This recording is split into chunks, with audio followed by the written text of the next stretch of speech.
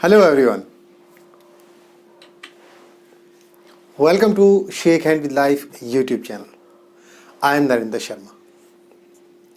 इस वीडियो में मैं आपको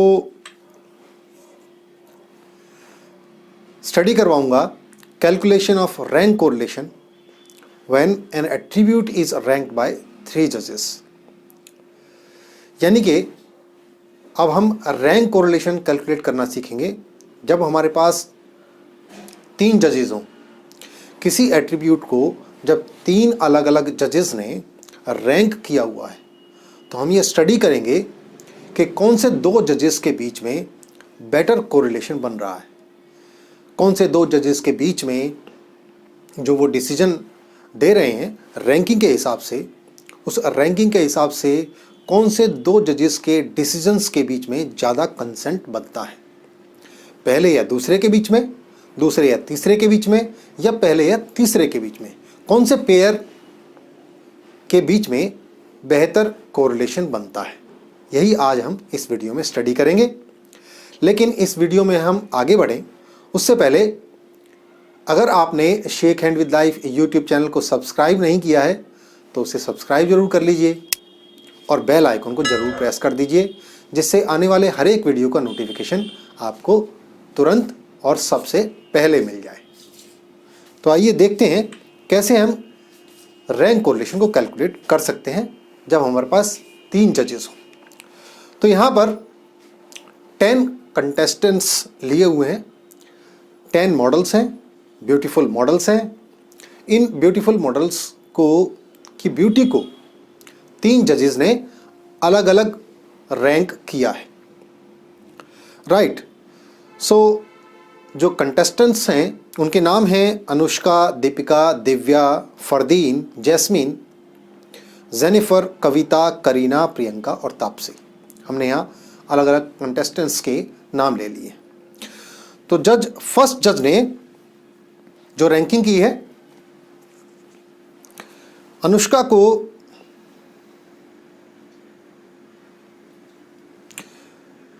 फर्स्ट रैंक दिया है, दीपिका को 6, दिव्या को 5, फरदीन को 10, जैस्मीन को 3, जेनिफर को 2, कविता को 4, करीना को 9, प्रियंका को 7 और तापसी को 8 रैंक दिया है. राइट. अब सेकंड जज को देख लेते हैं. सेकंड जज ने जो रैंकिंग की है, अनुष्का को 3, दीपिका को 5, दिव्या को 8, फरदीन को 4, जैस्मीन को 7, जेनिफर को 10, कविता को 2, करीना को 1, प्रियंका को 6 और तापसी को 9 रैंक दिया है. इसी तरह से जज जो तीसरे जज हैं हमारे, उन्होंने जो रैंकिंग की है, अनुष्का के लिए 6, दीपिका को 4, दिव्या को 9, फरदीन को 8, जैस्मीन को 1, जेनिफर को 2, कविता को 3, करीना को 10 और प्रियंका को 5 और तापसी को 7. तो इस तरह से तीनों जजेस ने अपने अपने ब्यूटी टेस्ट्स के हिसाब से 10 पार्टिसिपेंट्स को या 10 ब्यूटी कंटेस्टेंट्स को रैंक किया है, उनकी ब्यूटी को रैंक किया है. राइट. इसे इरेज कर देते हैं. ओके. सो अब हमें क्या कैलकुलेट करना है, कौन से पेयर ऑफ जजेस के बीच में ज़्यादा कंसेंट बन रहा है, ज़्यादा डिग्री का कोरिलेशन आ रहा है, वो हमें कैलकुलेट करना है. यानी कि nearest approach to common tests in beauty. किस पेयर के बीच में कॉमन इंटरेस्ट है ब्यूटी को लेकर के, सभी 10 पार्टिसिपेंट्स की ब्यूटी को लेकर के. आइए उसे कैलकुलेट करते हैं. सबसे पहले हम डेटा को अरेंज करेंगे. सो हमने कॉलम नंबर 1 और 2 और 3 में डेटा को अरेंज कर लिया है, रैंक्स को अरेंज कर लिया है कॉलम नंबर 1, 2 और 3 में. राइट. सो कॉलम नंबर 1 में जो फर्स्ट जज ने रैंक किया था वो रैंकिंग है. कॉलम नंबर 2 में जो सेकंड जज ने रैंकिंग दी है 10 पार्टिसिपेंट्स को, वो है. और तीसरे कॉलम में जो थर्ड जज ने रैंकिंग किया था 10 पार्टिसिपेंट्स की ब्यूटी को, वो है. अब आते हैं कॉलम नंबर 4. सबसे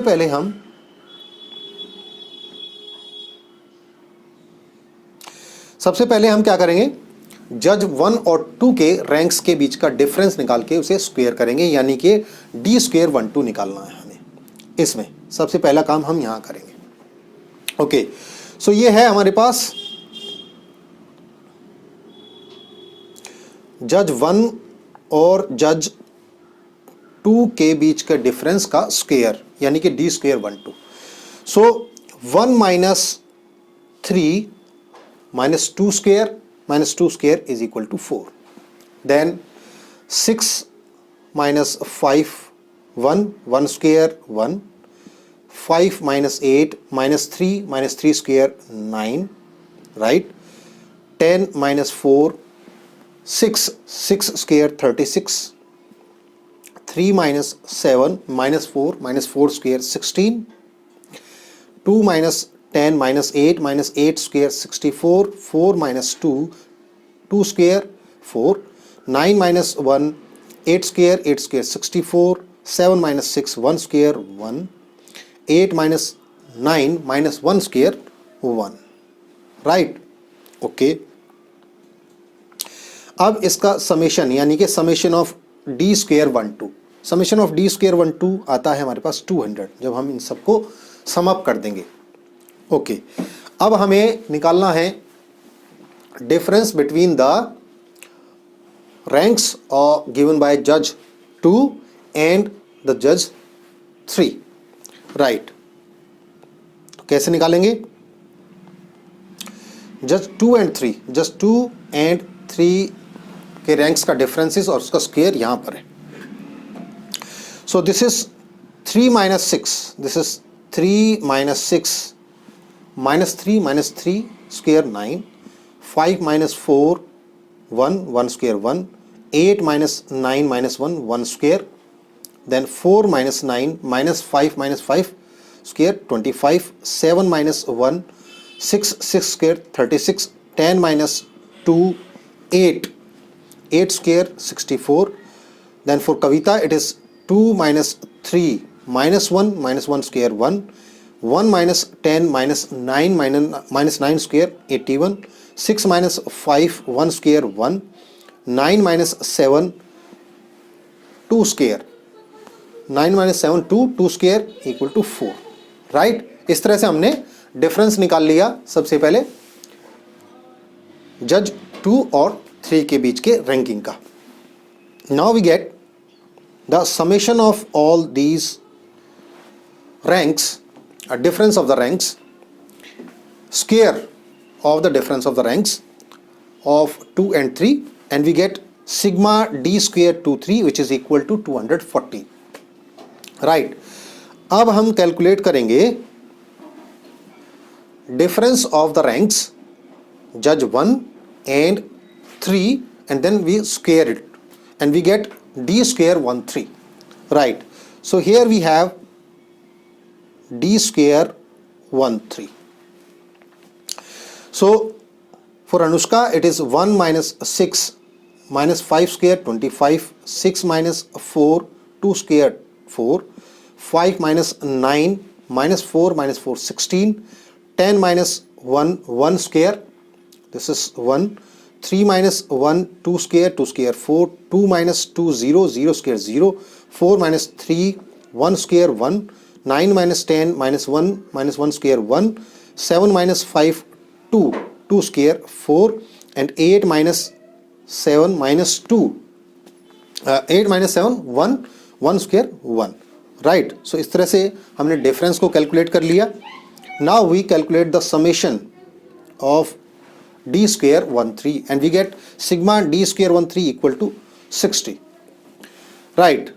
So इस तरह से हम square of the difference of ranks of judge 1 and 2, sigma d square 1 2, square of the difference of ranks given by judge 1 and 2 and 3, and we get sigma d square 2 3, and then we calculate the square of the difference of the ranks given by judge 1 and 3, judge 1 and 3, right।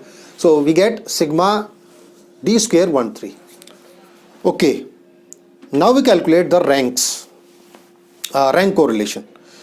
So we have n equal to 10, n हमारे पास 10 है क्योंकि 10 participants हैं और pair हमारे पास 10-10 ही बनेंगे तीनों जजेस के लिए। सो सिग्मा डी स्क्वेयर 1-2 हमारे पास आया है 200, सिग्मा डी स्क्वेयर 2-3 आया है 214, सिग्मा डी स्क्वेयर 1-3 आया है 60। Okay, now we calculate rank correlation between judge 1 and 2. So here we have the formula 1 minus 6 into sigma d square 1-2 divided by n cube minus n. We already elaborated this formula in previous video. पिछले video में मैं आपको already बता चुका हूँ इस फार्मूले के बारे में। सो अब वैल्यू पुट कीजिए, sigma D square 1-2, sigma D square 1-2 हमारे पास है, ये है, तो इसकी वैल्यू हमने यहाँ रख दी। ये वैल्यू हमारे पास आई 6 into 200 एंड n की वैल्यू 10 है, सो 10 cube 1000 minus 10, right. So 6 into 200 1200 and 1000 minus 10 990. So now we get 1 minus 1.21, and when we subtract minus 1.21 from 1, we get minus 0.212, right? Now judge 1, 2 have low degree of negative correlation. So minus 0.212 value जो आई है rank correlation की, पहले जज और दूसरे जज की जो रैंकिंग है उसके बीच में जो रैंक कोरिलेशन बन रहा है वो है माइनस 0.212, और इसके हिसाब से लो डिग्री ऑफ नेगेटिव कोरिलेशन है फर्स्ट एंड सेकंड जज, यानी कि दोनों जजेस जो है एक दूसरे को डिसीजन कंसेंट नहीं है और अगेंस्ट में चले जाते हैं, लेकिन काफ़ी लो डिग्री में है। अगेंस्ट जाते हैं लेकिन लो डिग्री में, नेगेटिव है लेकिन लो डिग्री नेगेटिव है। देन सेकेंड और थर्ड के बीच में अगेन हम फॉर्मूला में पुट करेंगे 1 minus 6 into sigma D square 2-3 इसमें रखेंगे यहाँ पर सेकेंड के लिए। सो द वैल्यू है 214 अगर हमने इसमें रखा 6 इंटू 214 हमारे पास हुआ 1284, और again 1000 minus 10 which is 990. So 1 minus 1284 divide by 990 and we get 1 minus 1.297.